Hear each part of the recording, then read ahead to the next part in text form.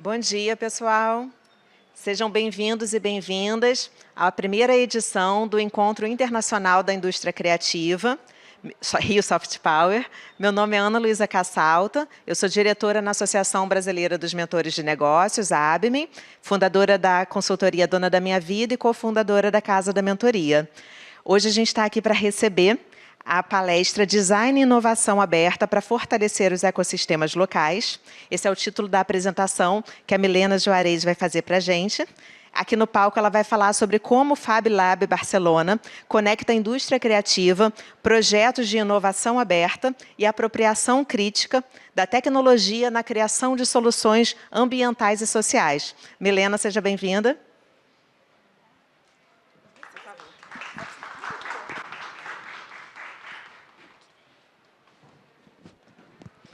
Bom dia a todos e todas. Muito obrigada, primeiramente, pelo convite. Eu vou começar fazendo minha autodescrição. Sou primeiro brasileira, por isso estou falando português com vocês. Vai ter um pouco de uma mudança depois do idioma. Cabelo médio, ondulado, castanho, olhos castanhos. Estou vestindo um vestido vermelho e um colar da etnia Assurini, do Médio Xingu. É um prazer para a gente estar aqui hoje. Estou acompanhada da minha colega de trabalho, Jéssica, que vai daqui a pouco vir aqui no stage falar junto comigo, para não ficar muito sozinha. Ontem participei de uma parte da programação, que tinha mais formato mesa redonda. Fiquei pensando, nossa, amanhã eu vou estar sozinha. Então, a gente pensou também que seria legal compartilhar e chamar a Jéssica para apresentar um dos projetos que tem muito a ver com tudo isso que a gente está falando hoje. É muito inspirador, né, ver toda essa cena criativa aqui no Rio de Janeiro, para a gente estar em Barcelona e fazer essa conexão como cidades irmãs também, né, desde os aspectos criativos, também a influência do mar, né, da influência desse estilo de vida que conecta muito, acredito, as duas cidades. Bem-vindas, bem-vindos. É muito bacana, então, para a gente, esses dias aqui no Rio tem sido muito inspirador de estar visitando algumas instalações também que têm uma relação com fabricação digital, que eu vou contar um pouco para vocês dessa jornada do Fab Lab Barcelona. Eu sou de formação engenheira ambiental sanitarista, nascida em Taubaté, interior de São Paulo. Mudei para Barcelona para fazer um mestrado em ecologia industrial e estou nesse caminho da intersecção tecnologia, sociedade, meio ambiente, desde 7 anos, 8 anos, trabalhando no Fab Lab Barcelona como pesquisadora. É muito comum a gente escutar, quando falam de Fab Labs, aqui temos parceiros também de Fab Labs do Rio de Janeiro, essa conexão direta com a fabricação digital, né? Então, trabalho no Fab Lab, impressão 3D. Também usamos fabricação digital para fazer projetos, mas entendendo eles como ferramentas no processo, né? Nunca como a solução para esses desafios que a gente vem enfrentando. Então, essa é uma leve introdução, só para dizer o porquê também esse convite veio para Barcelona, está representado aqui. O Fab Lab Barcelona é o primeiro Fab Lab implementado na União Europeia, então são 18 anos de trajetória, com muitos diferentes projetos, e a ideia hoje é passar um pouquinho dessas experiências, das metodologias e um pouco dos resultados que a gente vem conseguindo nesses últimos anos. Eu queria começar primeiro fazendo mais uma reflexão, né, da questão da nossa relação com os materiais, com os processos criativos. A humanidade sempre construiu sistemas complexos, né?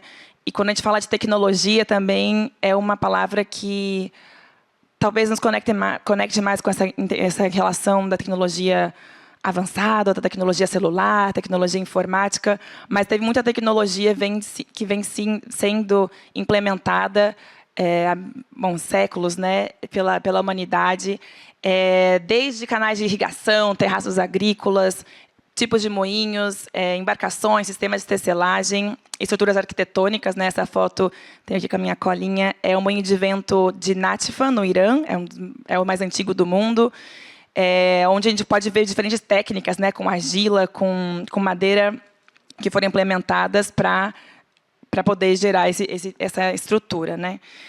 E aí, a gente já começa a dar saltos, né, nessa linha do tempo e chega na Revolução Industrial, no século XVIII, onde o processo de transformação tecnológica, social, econômica começa a ter um outro formato, né? A gente passa a ter uma manufatura, talvez que era mais artesanal, entrando num tipo de fabricação de produtos em massa, apoiado também por estruturas complexas, né, de produção. E aí, isso, com certeza, né, conectado com a necessidade de bens e consumos, né, do próprio mercado. Eu não vou entrar nos detalhes dos impactos, né, tanto dessa produção em massa, mas só destacar essa relação que a gente vai conectando com outras formas de produzir, talvez perdendo algumas iterações ou maneiras de produções mais manuais do passado, para que essas linhas de montagem, de produção fossem mais eficientes, né? E aí, essa produção em massa ela também exigiu novas formas de necessidade de documentação. Obrigada. Desenhos, normas manuais, plantas e protocolos tiveram que ser mais bem estruturados para que essa informação fosse mais bem compartilhada, que pudesse também viajar a longas distâncias. Então, aqui já começa essa questão de como que a gente consegue capturar esse conhecimento, a necessidade de compartilhar. Essa foto é muito curiosa, eu peguei ela de uma apresentação do nosso diretor, e eu achei interessante o fato de ele ter trazido esse primeiro serviço de correio expresso, né, a cavalo. Isso foi implementado nos Estados Unidos, por volta dos anos 1860, que foi uma maneira, né, de conseguir chegar a longas distâncias com a informação, uma comunicação que chegou antes da construção, né, das ferrovias.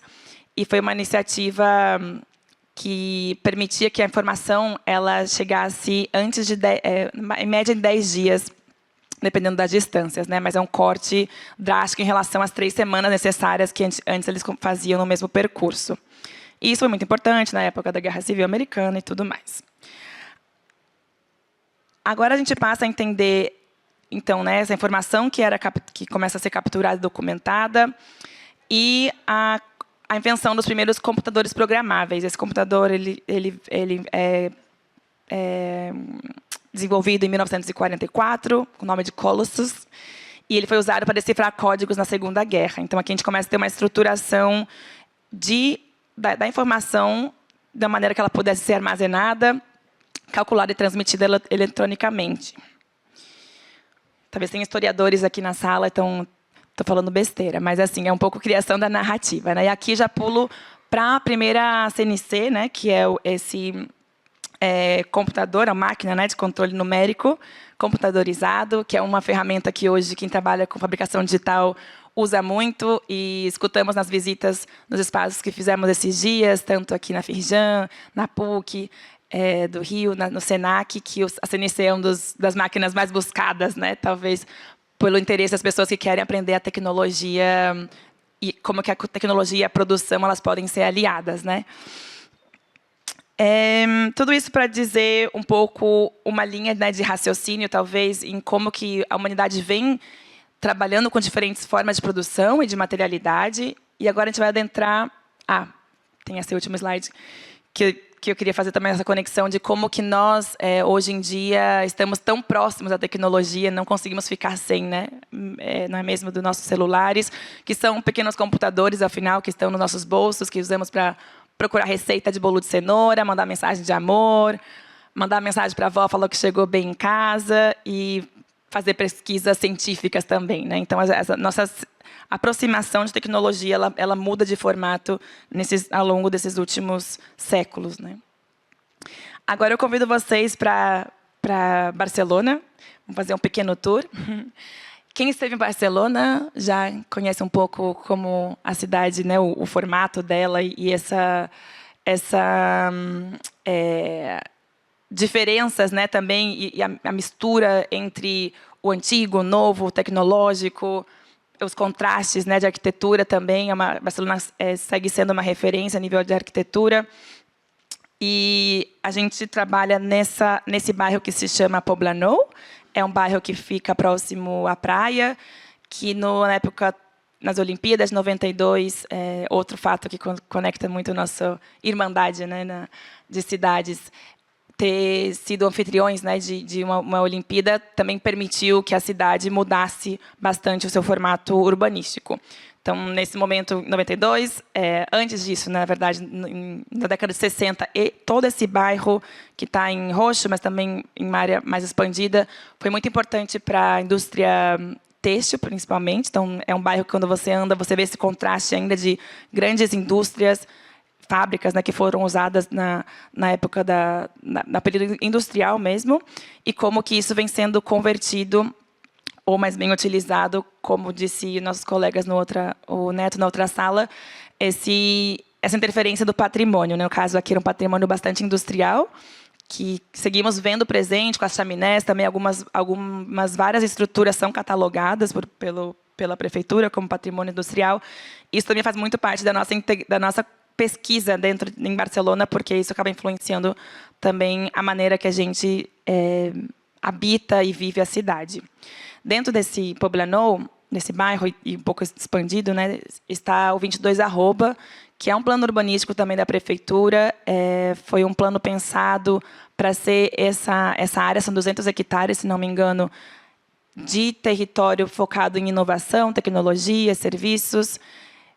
Ele, então, integra, né, toda essa questão, ou essa flexibilidade de vivendas com a produção mais tecnológica e de serviços. É um tema bastante polêmico territorialmente, porque, com toda a transformação, sempre acaba vendo a afetação, né? Influência, desculpa, às vezes mistura as palavras. Influência do processo de gentrificação. Então, o FabLab Barcelona, que agora eu vou contar um pouco mais, que faz parte do Instituto de Arquitetura Avançada da Catalunha, está nessa linha também tênue entre a tecnologia, mas o direito a produzir dentro das cidades. Então, a gente frequenta, a gente vive essa transformação desse bairro, principalmente depois da época da pandemia. Houve um boom de novos edifícios e ficava aquela pergunta: tem sentido derrubar essas antigas naves, que a gente chama naves industriais, galpões industriais, para construir edifícios tão grandes, pensado em serviços de tecnologia? Será que a gente não conseguia, talvez, um modelo mais flexível, ainda que o plano ele aborda, ele integra parte de vivendas, mas o nosso papel nessa linha entre talvez, estando, inclusive, né, em contato e colaboração com a prefeitura, mas também escutando muitos ativistas que estão contra, então a gente faz muito parte da nossa pesquisa, né? Então, como que a gente entende os processos urbanísticos da cidade e como isso influencia as diferentes linhas estratégicas de pesquisa mesmo, né? Que a gente atua no território. Então, lá dentro desse território todo está o FabLab Barcelona, que é parte do IAC, como eu comentei anteriormente, Instituto de Arquitetura Avançada da Catalunha, que, assim como eu comentei antes, é um galpão industrial, também fez parte da produção têxtil lá nos anos 60. Esse instituto já são um pouco mais de 20 anos de experiência em entender como que a tecnologia e a inovação pode ser aplicada para diferentes tipos de técnicas, principalmente na parte de arquitetura, do urbanismo, mas também levando um pouco mais além, entendendo a parte mais social, né, do dia a dia na cidade. São 4 departamentos dentro do IAC, nós somos FabLab Barcelona, eu vou contar um pouquinho mais, mas também temos outros 3 departamentos que se chamam Robotic Labs, mais focado em entender como que a robótica pode ser aplicada para essas novas formas de produzir. Temos o Advanced Architecture Group, que também entende a arquitetura, né, com a fabricação digital como formas de novos recursos que a gente pode influenciar tanto na pesquisa, mas também na educação. E Vidaura Labs, que é um laboratório, mas também um espaço que nós temos dentro de um parque natural que fica fora da cidade. Isso fica mais ou menos 20 minutos de carro da cidade, e é nesse parque, esse Green Fab Lab que chamamos, que os alunos que fazem parte dessa estrutura e os cursos e programas de pesquisa também podem entender uma chácara, né, uma zona rural autossuficiente, usando a tecnologia para fazer novos projetos. Então, a gente tem lá desde incubação e desenvolvimento de projetos que tem a ver com robótica aplicada para produção de novos alimentos, casas feitas com arquitetura sustentável, usando madeira de reflorestamento. E os estudantes, eles então têm, nesse mestrado que a gente tem, no caso, nessa estrutura, podem, durante o ano, gerar esses prototipos em escala real. Então, fica o convite para quem for a Barcelona na próxima vez, entrar em contato para poder fazer uma visita, porque é bastante interessante ver como que essas tecnologias podem ser aplicadas em diferentes setores. Então, agora entrando um pouco mais no Fab Lab Barcelona, como eu comentei, estou trabalhando como pesquisadora, já fazem 7, 8 anos. É muito comum que as pessoas me perguntem, né, essa relação com a fabricação digital. Eu mesma nem toco as máquinas, para falar assim, sinceramente. A gente tem uma equipe especializada, né, no uso das maquinárias. Eu fico na parte de pesquisadores, né, somos um grupo de diferentes disciplinas, biólogos, eu sou engenheira sanitarista, Jéssica é designer, vai contar um pouco mais do trabalho dela logo. E outros perfis mais na parte social que integram esse departamento, esse grupo, e permitem que a gente possa atuar em diferentes linhas estratégicas. Então, o Fab Lab, como eu comentei anteriormente, foi implementado em 2007 como o primeiro laboratório da União Europeia, juntamente com Amsterdã, que eu acredito que foi mais ou menos no mesmo ano.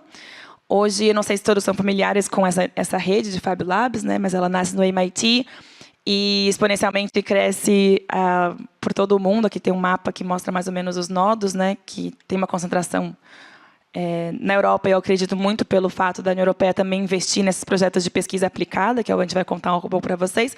Mas no Brasil são mais de 140 Fab Labs ou mais? Mais, né? Bom, enfim, são muitas estruturas e são laboratórios que têm formatos distintos de funcionamento, privados, públicos, abertos, mais fechados, focados na indústria, outros na educação. Então, a gente faz parte dessa rede, desse network, que é muito interessante, porque uma das filosofias do DNA dos Fab Labs e mais bem quem trabalha com o movimento maker é o código aberto, né, o compartilhar o conhecimento, a documentação. Então, é muito interessante poder fazer parte dessa rede e que os projetos que a gente faz em diferentes contextos possam viajar, né, a partir de dados para serem replicados ou podem ser inspirados em outros espaços do mundo. E isso tem muito a ver com essa proposta de uma transformação ou também uma conexão com diferentes maneiras de compartilhar, né, e de se relacionar. Então, a ideia também dos Fab Labs vem muito com essa proposta de não necessariamente ser uma estrutura centralizada, onde essa estrutura é a única que desenvolve conhecimento e ela que compartilha e ela que detém esse poder, né, do conhecimento e dos projetos, mas a gente já está falando de uma maneira descentralizada de se relacionar com os materiais, com os projetos, com as iniciativas, e passamos também de uma maneira mais distribuída. Essa é a diferença descentralizada. Esses pontos, né, que também mantêm, talvez, um pouco mais de conhecimento e podem estar relacionados, que são as redes também. Dentro da rede de Fab Labs também temos redes dentro, né? Por exemplo, a FabCare, que é uma rede dentro do movimento, que trabalha com toda a questão mais focada na saúde, né, de desenvolvimento de prototipos, de novos produtos e serviços. Mas também gostamos muito da ideia do distributed, né, do formato distribuído de informação. Isso, querendo ou não, cria uma resiliência, né, da maneira que a gente colabora, que a gente atua, porque não dependemos de uma só organização para seguir compartilhando e avançando com as iniciativas. Esse é um modelo também conectado com tudo isso. Dentro do movimento Fab Lab, temos uma iniciativa chamada Fab City Initiative. É um spin-off do Fab Lab Barcelona, que hoje é uma fundação, ela está atuando em diferentes países, com bastante foco no sul global. Essa iniciativa e essa metodologia, esse framework, ele é muito adaptado dentro da nossa pesquisa mesmo em Barcelona, que é entender a transição de um modelo que chamamos PITO para DIDO. PITO seria Product In, Trash Out, onde o sistema mais linear de produção ele depende dessa, por exemplo, né, uma fábrica que produz um componente de certa tecnologia. Essa tecnologia tem que viajar quilômetros até outro local onde ela vai ser combinada com outra parte desse produto. Esse produto, depois, ele ainda tem que voltar para algum outro lugar onde vai ser a parte de desmontagem, e esse resíduo, muitas vezes, acaba indo para países onde não deveriam estar. Então, o entendimento que a gente tem do poder dessas estruturas, plataformas de conhecimento e colaboração que trabalham com maneiras de produzir, teria um formato mais data in, data out, né? Então, a gente, com essa informação que ela pode ser compartilhada, né? Então, são os dados que viajam. A gente falou muito de dados agora, da importância dos dados, né? Tanto para, no foco, no caso da palestra anterior, do soft power como conceito. Então, como que a gente consegue se inspirar, compartilhar essas informações, sendo elas desde formatos de desenho, né, de uma cadeira que a gente desenvolveu e pode ser replicada com outro tipo de material no contexto local. Então, a informação que viaja, né, e a gente consegue usar os materiais locais para que essa circularidade ela seja tenha em consideração os materiais da própria região. Não é o mesmo fazer um projeto em Barcelona que fazer um projeto em Belém do Pará, a cidade do Neto, né? Então, isso é muito interessante porque a gente consegue adaptar o projeto de acordo com o contexto. Então, esse é meio que talvez um framework, né, um modelo, um formato que a gente tenta adaptar em diferentes linhas de ação que a gente trabalha. E tudo isso pensando numa maneira de impactar que pode, então, interpretar esses desafios globais, né? Então, a gente tem diferentes temáticas, desafios, que agora é muito em alta, né? A questão da mudança climática, né? Eu mesma acabo de chegar de Belém do Pará e consegui sentir, e porque tive o privilégio de poder estar em diferentes rodas de discussão, não só nas zonas oficiais, mas realmente indo nas periferias, indo nas localidades onde estavam mais representados outros povos tradicionais, indígenas e extrativistas, com outras comunidades, poder entender os desafios de diferentes perspectivas. Então, essas problemáticas que temos em diferentes escalas, né, mundiais, de cidade, de região, entendemos que os Fab Labs, ou essas plataformas de conhecimento compartido, é um local onde permite que o estudante, que o empreendedor, que o vizinho do bairro, que tem uma questão, né, que pode ser um problema mais focado no seu dia a dia, conseguem colocar em prática e tangibilizar essa ideia em soluções. Essas soluções, como palavra, nem é algo que a gente use tanto, mas às vezes fica mais fácil de explicar. Então, entendendo agora, né, esses espaços que antes eram vistos como salas fechadas com fabricação digital, com plataformas de colaboração, onde essas ideias podem ser aterrizadas, elas são desenvolvidas, são prototipadas, né? São espaços onde a gente consegue realmente prototipar um produto, um serviço, antes dele talvez ir para o mercado, ou antes dele criar uma solução para alguma problemática de alguma comunidade, e depois, a partir desse formato de compartilhamento de dados, a gente consegue voltar a expandir esse projeto ou essa ideia em outras dimensões. Então, trata de aterrissar, isso é uma forma que a gente gosta de explicar o trabalho que nós fazemos. Agora, adentrando um pouco mais nas linhas estratégicas, né, dentro do Fab Lab Barcelona, essa é um pouco confuso, um pouco toda a conexão de linhas de trabalho, mas isso tem muito a ver com essa possibilidade, né, de ter diferentes perfis de pessoas trabalhando, que vêm de diferentes regiões, mas também de diferentes backgrounds de formação. Temos linhas estratégicas que trabalham tanto da parte de desenvolvimento de hardware e software livres, que podem ser para proteção ambiental, por exemplo. Esse projeto eu vou comentar um pouquinho mais com vocês.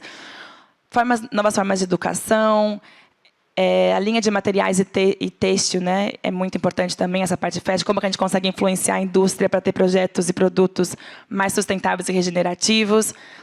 E um pouco, então, esse emaranhado de linhas estratégicas é o que permite a gente estar nessas diferentes propostas, principalmente financiadas pela União Europeia. Então, eu não falei isso antes, eu aproveito para comentar agora. O Fab Lab Barcelona e o IAC são instituições privadas, sem fins de lucro. Eu diria que dentro do Fab Lab Barcelona, talvez essa porcentagem ela varia um pouco, e eu não tenho um diretor aqui para confirmar, mas seria mais ou menos 80% vem dos fundos europeus. Então, temos equipes aplicando, trazendo conhecimento também de outros projetos e da própria rede, né, para conseguir acesso a esses recursos e poder desenvolver os projetos. E aí temos as linhas de serviços e consultorias, e também de educação. Eu vou comentar um pouquinho mais também com vocês. Ah, tá. Era esse slide que eu devia estar falando tudo isso. Então, a ação chama Action Research, né? Ação, pesquisa aplicada, né, aos diferentes territórios, as diferentes formas de ensino, que a gente fala muito das habilidades do século XXI, né? Então, o que precisamos estar incorporando e talvez influenciando os currículos com essa nova visão de produzir, de se relacionar com os materiais, de se relacionar com as pessoas, de permitir pluralidade de vozes. Então, tem projetos que nós fazemos que vão muito, né, como eu mostrava, esse emaranhado de linhas, podem, então, estar influenciado mais pela linha de gênero, de raça, influenciado mais pela questão de materialidade, e tudo isso permite que nossa forma de educação ela também tenha em consideração padrões, né, ou outras influências no currículo que talvez não são as mais tradicionais. E é por isso também que muitas pessoas acabam buscando, eu acredito, esses cursos, né, que são não só da nossa rede, do FabLab Barcelona, mas de outras redes espalhadas pelo mundo que usam a fabricação digital, porque ela consegue integrar tem espaço, né? Acho que era isso que eu queria falar. Tem espaço para permitir essa pluralidade de pensamentos e vozes. E parcerias estratégicas, que é o caso, essa colaboração, que é o que também a gente vem buscar aqui no Rio de Janeiro, permitir esse intercâmbio de conhecimento daqui para lá, de lá para cá. Então, também estamos abertos a fazer parcerias para desenvolver projetos em diferentes escalas. Estou falando bastante, mas acho que eu estava comentando com a Ana que temos o privilégio de ter mais tempo hoje do que nossos colegas de ontem, que estavam aqui lutando para conseguir ter mais tempo de compartilhar os trabalhos deles. Então, vamos seguir. Gostaria de entrar nessas 4 formas. Existem muito mais, mas talvez aqui era mais uma maneira da gente poder explicar alguns projetos, né? Então, quando o Neto convida nossa participação na conferência, ele pediu para a gente trazer exemplos, porque tudo isso que eu falei agora ainda fica, não, mas como é que vocês fazem, né? Como que isso se tangibiliza em projetos e resultados? Então, a relação, a gente vai trabalhar, agora eu vou explicar um pouco essas 4 inteligências making, né, que a gente usa muito essa palavra do making, do fazer, como um processo de democratizar o acesso a fazer coisas, né? Então, os Fab Labs, também pulei essa parte ao começo, mas os Fab Labs começam no MIT como uma proposta de fabricação pessoal, né? Personal fabrication, você poder se apropriar da tecnologia e da materialidade para a produção das suas próprias inquietações. Então, a gente vai passar por essas 4 tipos de inteligências: a situada, onde a gente está adotando a problemática do local, baixando ela na terra e entendendo que ela merece uma visão que respeita as limitações daquele local, né? Então, não se trata de replicar algo que não tem o contexto local. E eu cuido muito com isso, principalmente por ser uma mulher brasileira trabalhando na Europa. A gente sabe que a Europa acaba sendo, para muitas pessoas, esse modelo de desenvolvimento, que é uma inspiração em alguns casos, mas também não tem que ser o único modelo de desenvolvimento, né? A gente cada vez mais está ganhando, acredito, o nosso empoderamento nisso, e isso mostramos muito bem agora com essa grande conferência em Belém do Pará, a nossa personalidade, as nossas crenças, a nossa dança, a nossa cultura, como forma de influência. Tudo isso para falar que essa inteligência é situada no contexto local.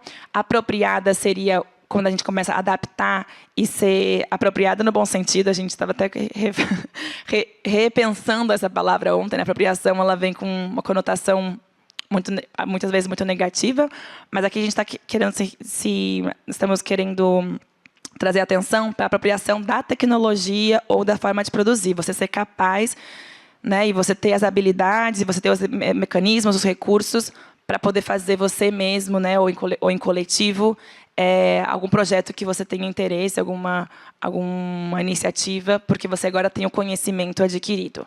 Emergente, quando você já começa a aplicar esse conhecimento.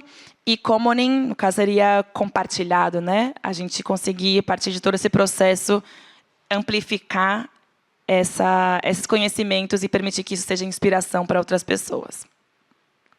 E agora eu vou entrar um pouco nos projetos, vou passar por 3 deles e vou finalmente convidar a Jéssica para apresentar o 4º. Primeiro projeto mais conectado com a primeira inteligência que eu comentei antes, que é o situado. Então, aqui tem inclusive, eu tenho ele aqui na minha bolsa, vou aproveitar para fazer um pouco de propaganda.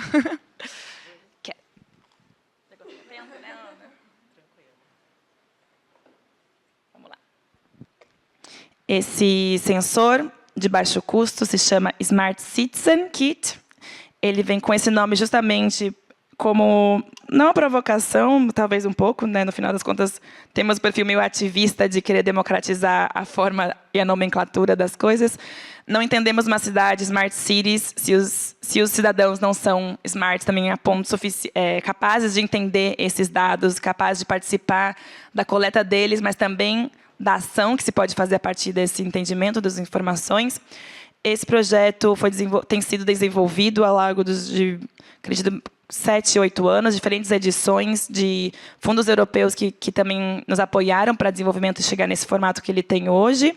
Então, né, vocês veem, depois eu consigo passar para vocês, que a carcaça está feita em impressão 3D, pode ser replicada em diferentes locais, porque está tudo em código aberto, né, é documentação livre. Esse sensor, esse mesmo que eu tenho agora aqui na minha mão, ele está adaptado para medição qualidade do ar. A gente acabou de instalar um lá em Belém do Pará, com a parceria com uma universidade local. E ele está pensado para medição de umidade, temperatura, radiação UV, luz, pressão barométrica, barulho e material em suspensão, partícula em suspensão, em diferentes formatos, em tamanhos. Mais do que esse objeto pode representar a nível de estrutura, o design dele tem um formato interessante, porque já foram também diferentes edições, né, por permitir ser instalado com diferentes maneiras, né, de colocar ele, se é numa árvore, se é na bicicleta, se é no barco, se vai ser no topo, no telhado da Firjan. Então, a ideia desse projeto justamente é permitir que a ciência cidadã ela seja uma ferramenta, também um mecanismo usado para a gente tomar decisões sobre o nosso próprio clima. Então, ele pode ser adaptado, ele está pensado, esse aqui, para a qualidade do ar, mas também está adaptado para fazer medição de qualidade da água e do solo. Então, o formato, né, do hardware e do software, ele tem a capacidade de integração de outros componentes também comerciais, não se trata de criar uma dependência que todos os acessórios sejam comprados a partir que sejam somente customizados para esse tipo de sensor. Então, ele é muito versátil nesse sentido, tem um valor bastante inferior aos sensores que se usam no mercado, e a ideia é justamente permitir que as pessoas sempre se empoderem dessa coleta de dados, né? Então, agora mesmo temos projetos que estão usando esse sensor muito focado em observatórios cidadãos, né? Então, as pessoas elas têm então todo esse processo de aprendizagem para entender como ele foi elaborado, como que monta, como que desmonta. Então, também perdendo ou retirando essa barreira de, nossa, eu tenho medo da tecnologia.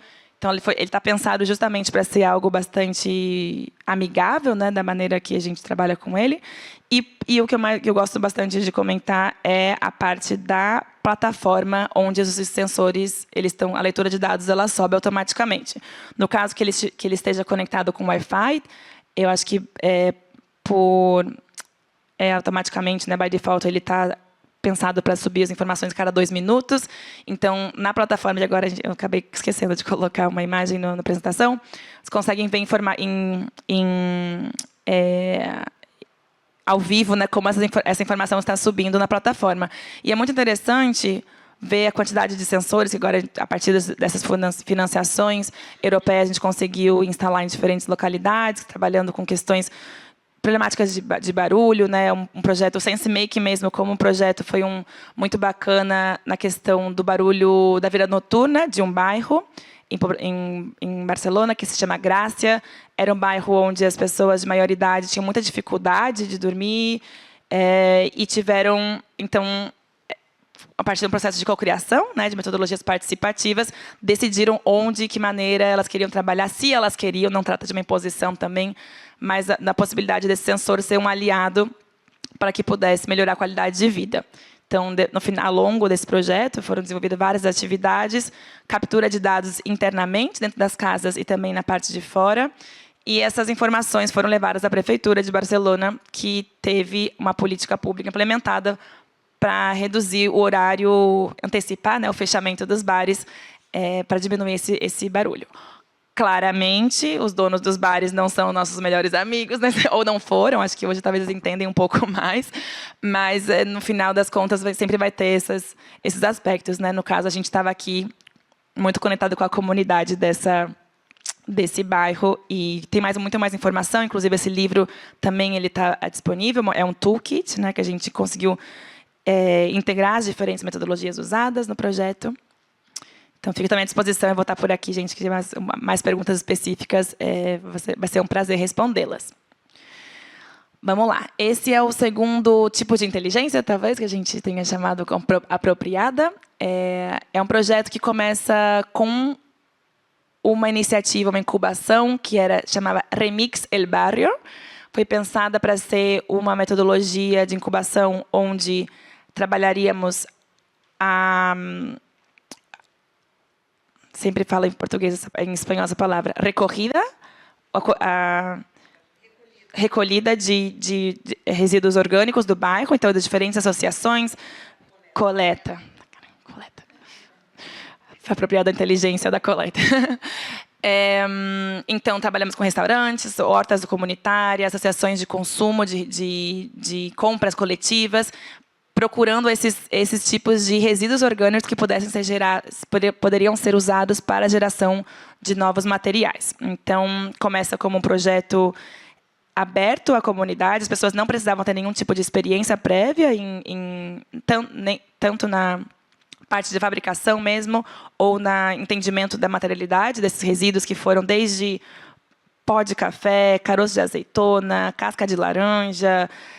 Em Barcelona come muito também mexilhões, né? Então, os mariscos, e tudo isso tem propriedades muito interessantes, né? Então, as pessoas que participaram dessa incubação tinham que ter um resíduo de interesse e uma ideia que pudesse ser factível ao longo do tempo. A gente conseguiu pegar, no meio desse projeto de incubação, a pandemia, que, no final, acredito que nos permitiu usar mais ainda a criatividade, porque não tínhamos acesso às instalações, mas fazíamos encontros regulares online, era muito interessante ver como eles já estavam com aquele ADN maker de querer fazer as coisas e provar, usando o encosto do sofá para gerar o molde, usando low-tech, né, tecnologias para adaptação, para continuar a pesquisa.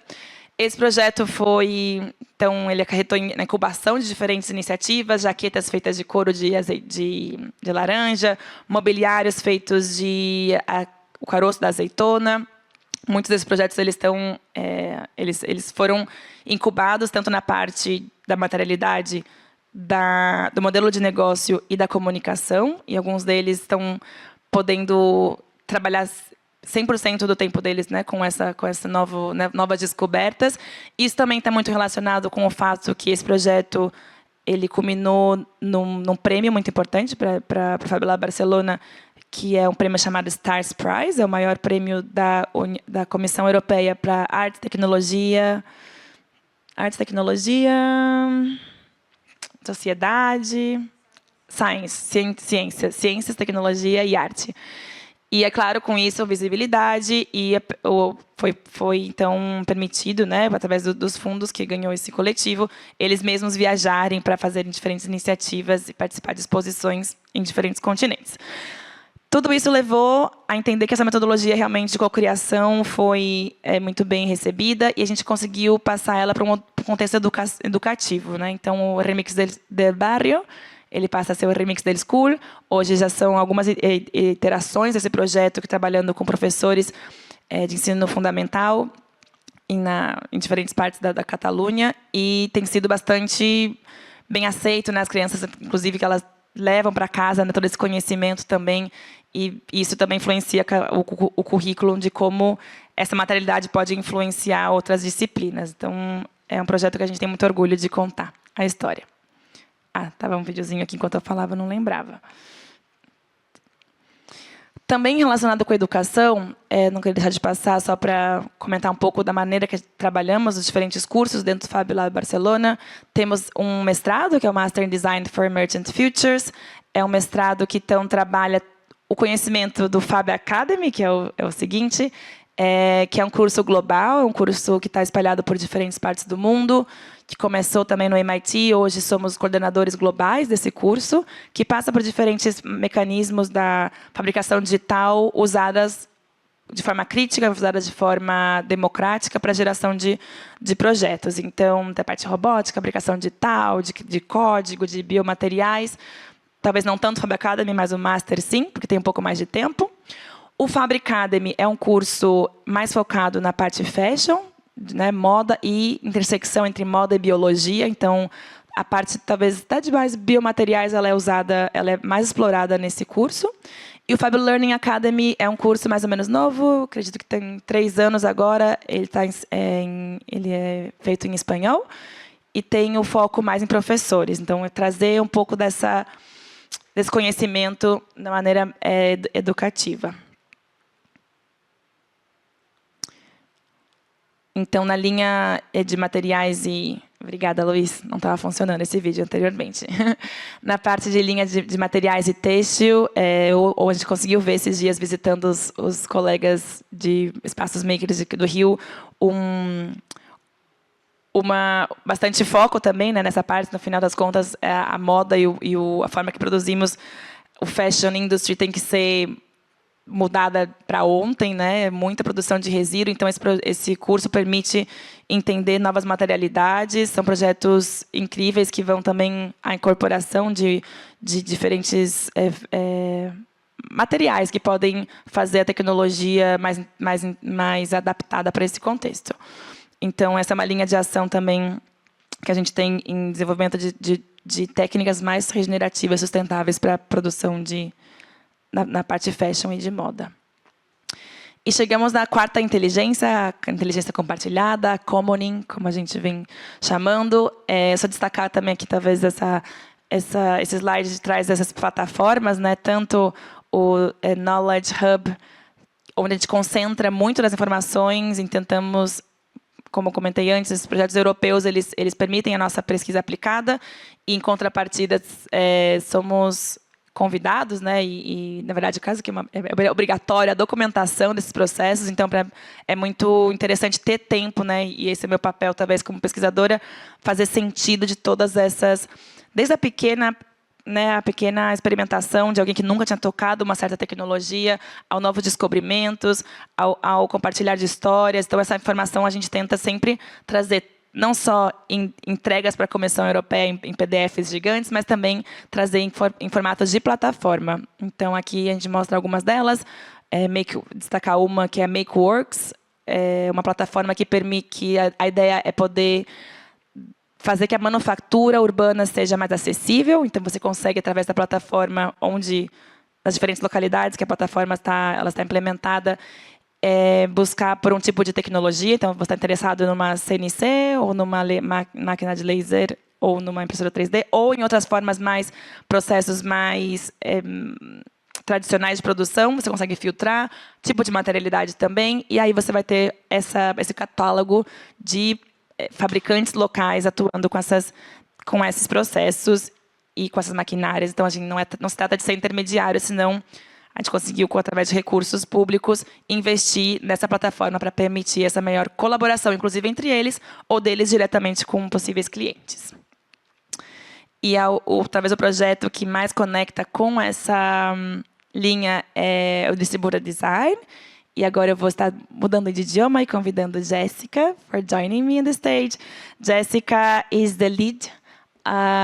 leading the Distributed Design platform, which is a European, has been supported by the European Commission for many years.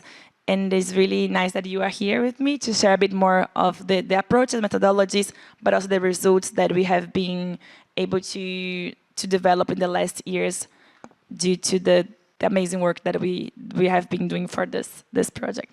Thank you, Jessica. Thank you, Milena. Is this working? Amazing. I will try to keep it short and sweet, even though it's really hard for us because we love our work. And then, does it work? Thank you. Thanks.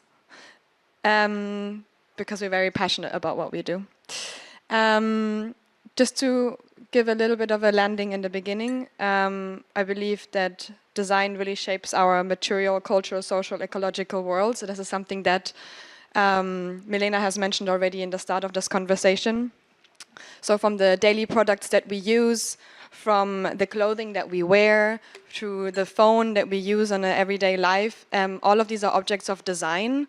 And all of these are objects as well that in return design us. You mentioned at the beginning the telephone. That's kind of like this computer in a teeny tiny box that we have in our pants.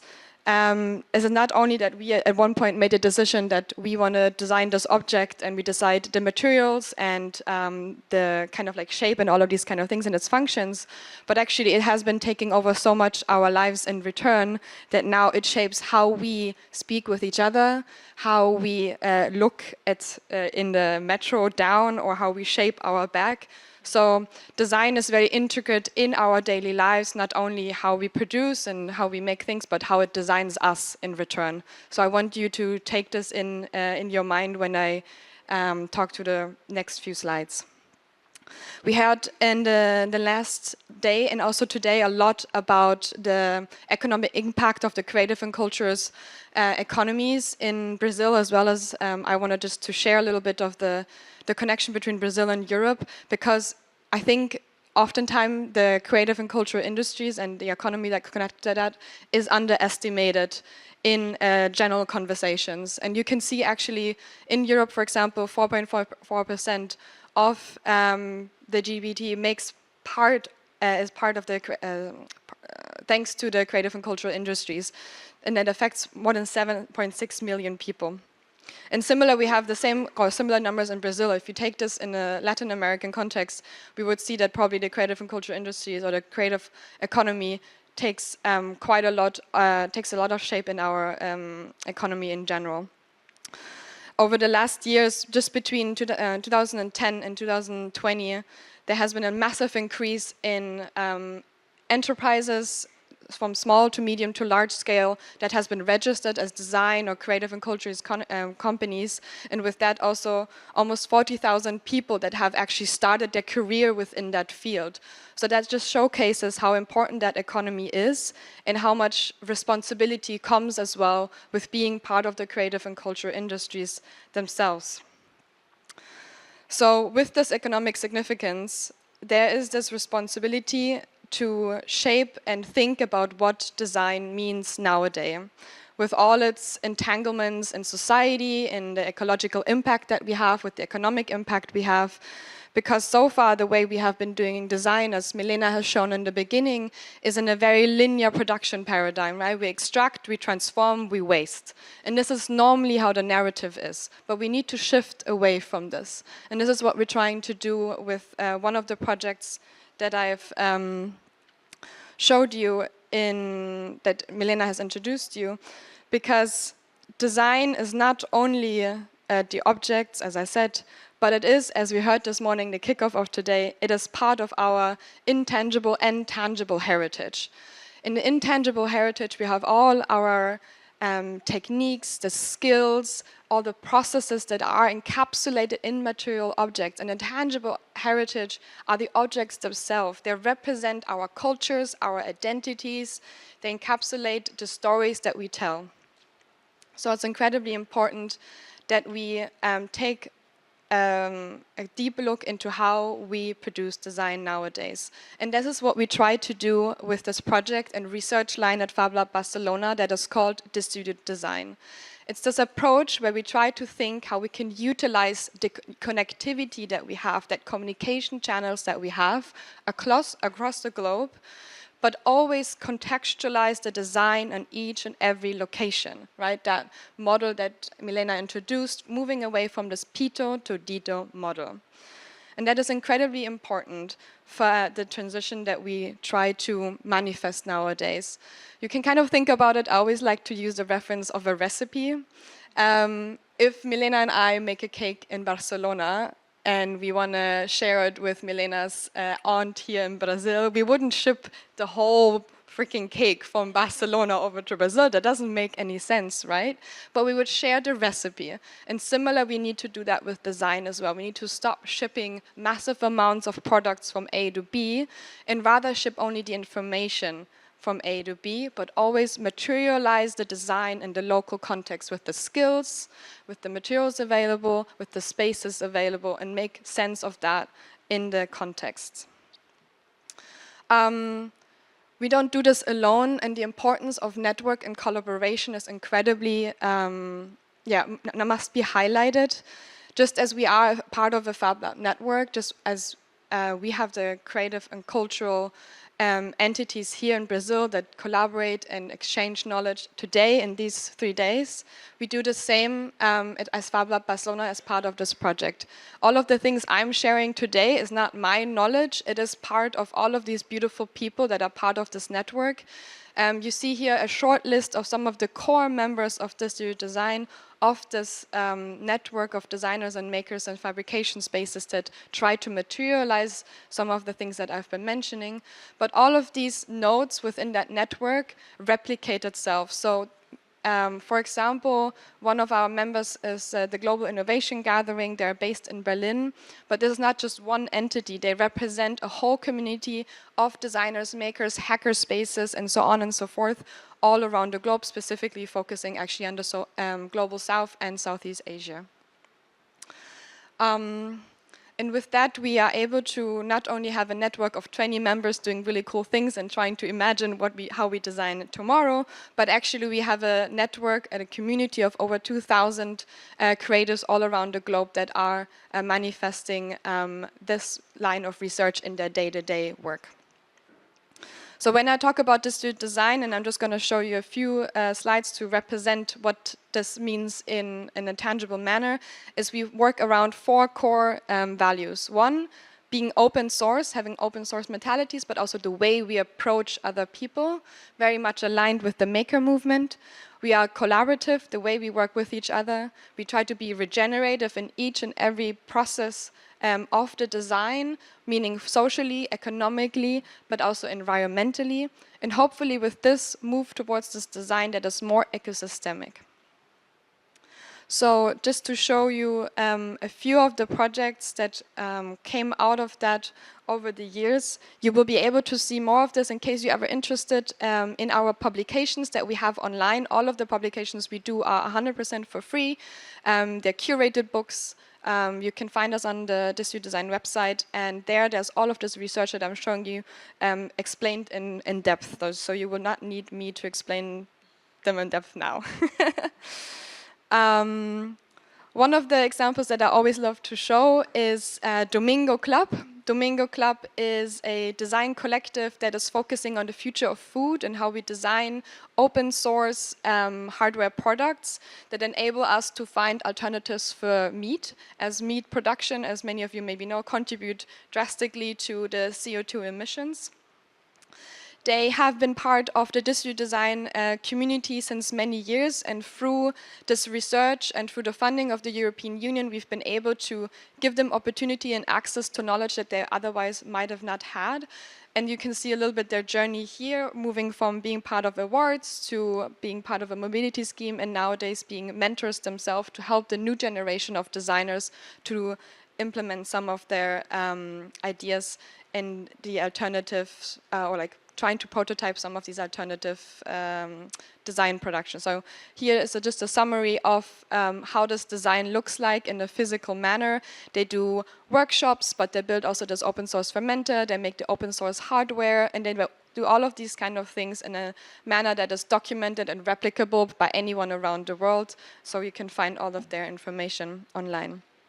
Just to show you some of these things. Similar, there's a really nice project by Julia, which is she focuses on sugarcane. So what she identified is that there's a massive waste stream connected to sugarcane, which is not being used after the extraction of the sugars themselves. And what she's been doing over the last, I think, 5 years, more or less, is researching how to make biomaterials and make biomaterial recipes that can be applied in actual production of design goods. So not only prototyping the material, which oftentimes this is where the story ends, to have a really nice new material that you cannot use for anything, but she actually finds applications for those materials. And all of her designs, of course, are also available for other people to replicate in different locations. And so wherever there is this material available, doesn't matter if it's in Barcelona, it's an invasive species in Barcelona, or here in Brazil, or any other location. big precursor of sugarcane, exactly. There's the opportunity to look into how we can tap into that waste stream and actually make a valuable product out of that in the end for a new way of designing. And then lastly, I really always like to show this project here. It's a project from Lamu, a small island outside of the Kenyan coast. This is a beautiful project that shows how district design can be implemented in an ecosystemic way. It is a project around the plastic pollution around the Lamu island, which is not caused by the Kenyan people locally. They are they're collecting the plastic, they're transforming the plastic with digital fabrication tools in a raw material, which is a recycled material that you can see on the left-hand side, into products that make sense for their local community, which is local heritage techniques for making furniture, but as well as making a dhow, which is the boat on the right side that you can see on this image. So there's a beautiful example how distributed design can be put in practice, looking at global challenges from that impact scale Milena has showed you, localizing it with local techniques and knowledge, and making products out of that make sense and are not further continuing and perpetuating this extractive idea of design. A lot of the impact that we've been having over the last almost 10 years of doing this type of work you can find online, so if you're ever interested in that, I will highly recommend you checking that out. We've made this impact report that talks about the social, ecological, and economic impact of putting district design in practice. And I will leave you with this, because I think you've heard a lot of examples from what we do at Fab Barcelona, and we would really, I would leave over to Milena or Anna to hand over. Rapid fire. Thanks, Milena. Thanks, Milena and Jessica. We will open for some questions for the audience, but first I'd like to interact with you. Yes. You mentioned that creative industry is underestimated, right? I'd like to know what kind of opportunities do you see when you visit places like Belém and Rio de Janeiro? I start with Belém, and then you go for Rio. So my contact with Belém has started like a few, not so long at the time. But now we are talking a lot about, and it's actually a very strategic line from the government, to support social bioeconomy. This has been, I think, it's very trendy, and we hope that the should we start keeping English? Melhor em português, né? Tem mais gente falando português? Tá. Eu fiquei confusa. Tem sido essa linha estratégica, né, do governo em entender, e isso é muito interessante para a gente que trabalha com novas formas de produzir, né? Entender a produção como aliado para a conservação. Né? A gente está falando que, uma vez que as comunidades locais, e eu vou voltar para o setor que você está comentando, Ana, mas uma vez que as comunidades locais têm a possibilidade, né, de geração de renda a partir dos produtos da floresta, que mantém a floresta em pé, e tem toda essa maneira de produzir também não tão influenciada, né, que podem manter as suas tradições na forma de lidar com as técnicas, né, porque muitas das técnicas que a gente vê hoje, né, da Amazônia tem essa transmissão oral de conhecimento, que é super importante também. Primeiro dizer que é muito importante que agora a gente tem esse investimento chegando do setor privado, público, né? A própria FIEPA, a Federação de Indústrias do Estado do Pará, está apostando muito também na colaboração com diferentes comunidades extrativistas, rurais, extrativistas, originárias de diferentes regiões, para a produção desses produtos e serviços da floresta que possam gerar renda, né? E que possam ser um aliado para a comunidade poder falar, poder rejeitar um convite, né, ou muitas vezes uma oferta que chegam para eles para atividades ilegais, né, de formas de conseguir recurso. E no setor criativo que eu tive, assim, Belém do Pará respira a cultura, né? Eu acho que tem uma similaridade também no Rio em relação a isso. da influência deles também própria até de outros países da América Latina, né, com o rock doido, com o brega, com o carimbó, né, essa cultura deles que respira cores e vivacidade, instrumentos. Muitas iniciativas estão começando e eu acho que é super importante que tenham esse palco, né, esse protagonismo agora, porque está acontecendo também do norte, né, do país, em poder influenciar a indústria criativa.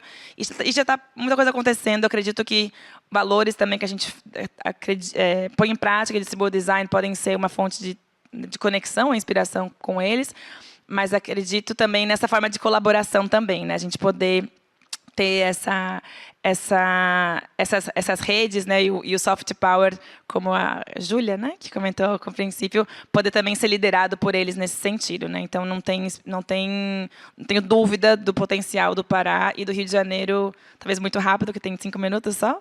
You want to share the potential you see from Rio de Janeiro to also? Just really quick. I think there's so much, as you already say, intelligence and knowledge happening in so many different localities. And the opportunity is to share those and collaborate in advocacy in the public and political sectors for those. Because I think that in the moments when we share that knowledge and we learn from this and we're able to capture that, as with beautiful reports that we seen this morning in the presentation, then we can take them in our localities and make do those advocacy campaigns in our localities. And I think this is the beauty in that global connections between beautiful cities such as Rio and Barcelona, which we say now all the time is our sister cities. Olá, meu nome é Claude Cohen, eu sou professora da Universidade Federal Fluminense. Eu tenho um laboratório de sustentabilidade, inovação e sustentabilidade. E aí, a minha pergunta é uma pergunta mais conceitual, né? Vai para o seu lado pesquisadora, né, Milena? Porque vocês, quando apresentaram, vocês não falaram em momento algum do termo economia circular. Eu achei curioso, porque vocês estão usando outros termos e não o termo economia circular. Tem alguma diferença conceitual no que vocês estão apresentando? É alguma complementação? Qual foi por que vocês não mencionaram em momento algum o termo economia circular? Dado que, inclusive, ele está muito em voga lá na Europa, com todas as normas relacionadas à economia circular. É uma dúvida. Sim. Did you understand what I said? Quiet. Why didn't you talk about circular economy? But we show like many projects that are totally related to it. So eu vou responder da maneira minha, pesquisadora, e talvez foi uma estratégia mesmo, não para a apresentação, talvez ficou faltando essa palavra, mas a economia circular como conceito nas nossas pesquisas e na União Europeia, pelos fundos que a gente tenta captar na União Europeia, ficou muito tempo em alta e muito repetitivo, assim. Então foi muito usado para diferentes formas e técnicas, né, e muito na parte acadêmica também. Eu acho que tem muito a ver com isso. Na verdade, o projeto que eu falei antes, Remix del Barrio, ele era cocriação e economia circular, eram 2 palavras. Bom, tudo, né, a própria plataforma MakeWorks é manufatura urbana pensada numa economia circular. O Data In, Data Out também, né, P2D, Product In, Product Out, é a economia circular aplicada, né, no território, só que a gente talvez tenha usado outros termos, como regenerativo, como sistêmico, para talvez sair um pouco dessa mesma forma de linguagem, né, de outras organizações também que estão na mesma busca de fundos para pesquisa, mas no final é a mesma coisa. Eu agradeço também trazer essa reflexão, porque a gente fala, acho que faz parte tanto do nosso DNA, que talvez o conceito economia circular ele está integrado a tudo, né? E aí a palavra, the word was missing. The word didn't mention circular economy, but we showed many projects related to it in the end. Just one more thing to add, to contribute to that as well. I think there's a moment in at least in the European context, and I think we have a lot to learn actually from here because of that. We talk a lot about sustainability and we talk a lot about circular economy, but I don't think this is enough. I think we need to move towards regenerative design and regenerative economies because it's the only way how we can heal what we have already broken. So normally when I try to talk about these topics, I try to not mention it as much because I think we've passed that point already, in a way.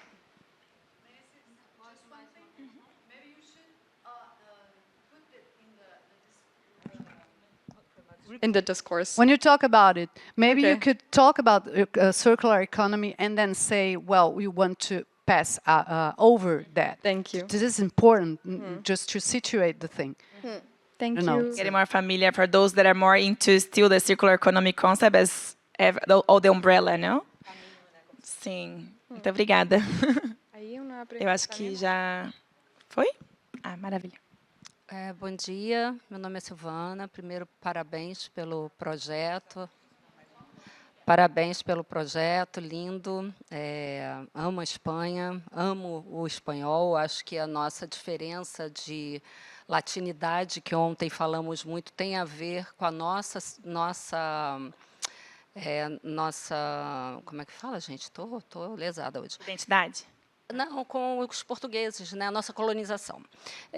Eu trabalho na área de comunicação, há 40 anos na área de cultura e entretenimento, e comecei a estudar para entender o que estava acontecendo e de que forma eu podia ajudar o mundo e os meus pares.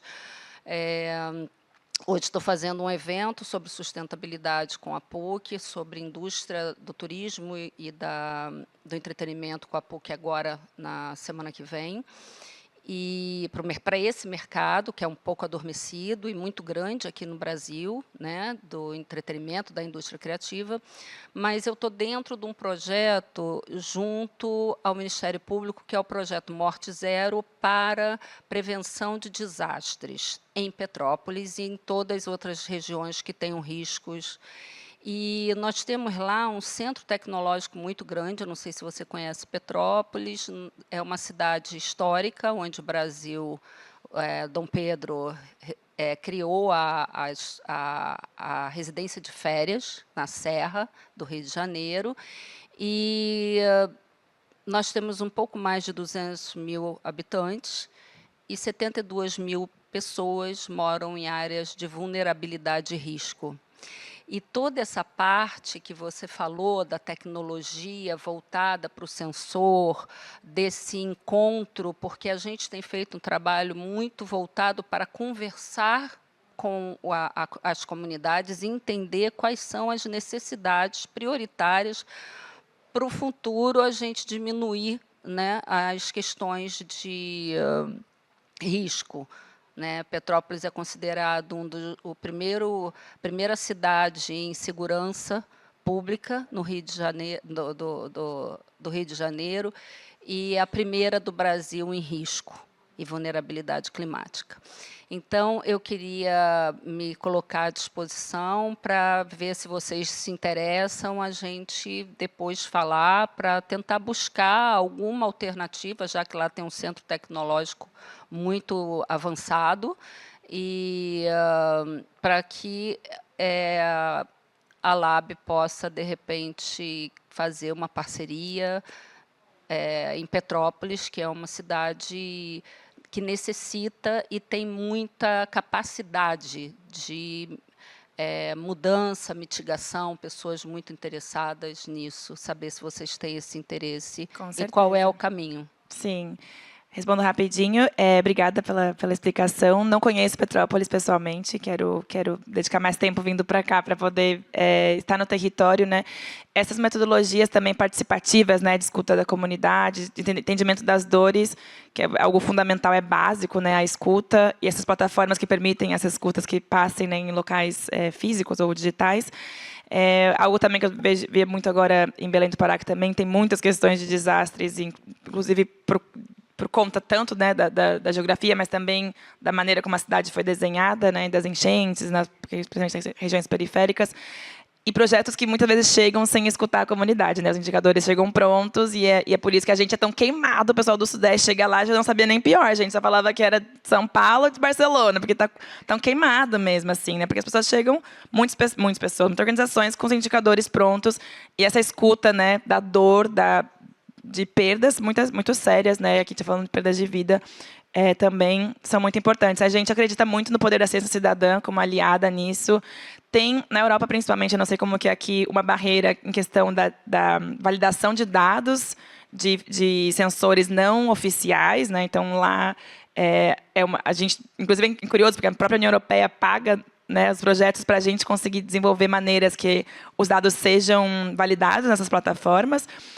Mas esse é um ponto talvez muito positivo, né, principalmente nesse sensor, que é o Smart Citizen, muitos projetos e muito recurso já dedicado na melhoria dele como parte de software e hardware, mas também dessas metodologias e resultados. Então, com certeza, eu acho que ficaríamos muito honrados também de poder entender outros contextos onde essas tecnologias, não só tecnologia palpável, mas a tecnologia da conversa e das metodologias participativas podem ser aplicadas. Obrigada.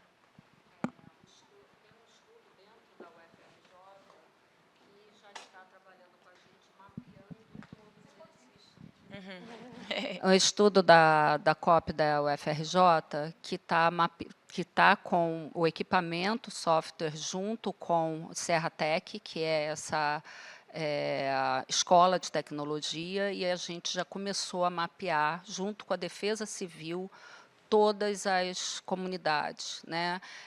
A Silvana, que pode morar, tem deficiência, tem alguma deficiência, e na hora do risco ela está no alto da comunidade, e é a pessoa de baixo que vai ter que ajudar a tirar, aquela senhora que está sozinha, que o filho trabalha e só chega mais tarde. Então, a gente está conseguindo começar a mapear, fazer o mapeamento de risco da população para conseguir diminuir cada vez mais. E isso já está sendo feito, então, por isso que eu acho que as tecnologias podem avançar juntos com esse intercâmbio, né? Obrigada, Silvana. Obrigada. A gente conversa mais nos corredores. Obrigada, gente. Vamos finalizar agora o painel e sair para a hora do almoço. Muito obrigada a todas. Obrigada. Thank you.